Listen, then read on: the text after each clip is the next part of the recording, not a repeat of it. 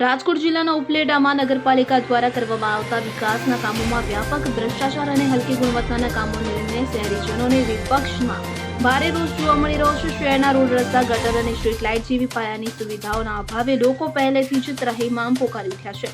તાજેતરમાં જ પોરબંદર રોડ પર વિકાસ પથના નામે બનાવવામાં આવેલા નવા રોડની બાજુમાં સ્ટ્રીટ લાઇટના વીજ પોલ ઉભા કરવામાં આવ્યા હતા અને કામગીરી એટલી નબળી ગુણવત્તાની હતી કે ચોમાસાના પ્રથમ વરસાદ અને સામાન્ય પવનમાં જ આ તમામ વીજ પોલ નમી પડ્યા હતા, જેને કારણે પાલિકાએ ના છૂટકે તે પોલ દૂર કરવા પડ્યા હતા અને આ ઘટનાએ નગરપાલિકાના વહીવટી પોલ ખોલી નાખ્યો છે, જેના પગલે સ્થાનિકો કોંગ્રેસ દ્વારા ધારાસભ્ય, સાંસદ સભ્ય તથા જવાબદાર અધિકારીઓની મિલીભગત અને ભ્રષ્ટાચારના ગંભીર આક્ષેપો કરી તંત્ર સામે આકરા પ્રહાર કરવામાં આવ્યા છે।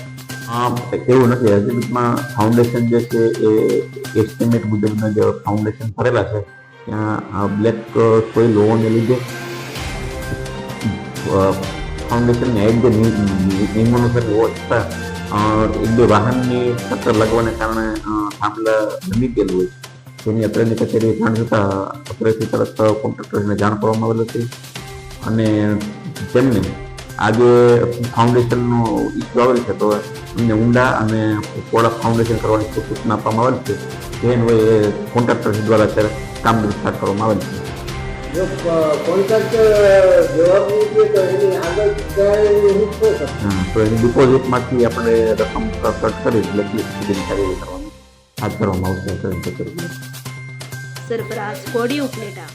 હવે જુઓ દેશ દુનિયાની તમામ ખબરો તમારી આંગળીના ટેરવે। ઉઠાવો મોબાઈલ અને ગૂગલ પ્લે સ્ટોર પરથી ડાઉનલોડ કરો અમારી CN24 ન્યૂઝ મોબાઈલ એપ।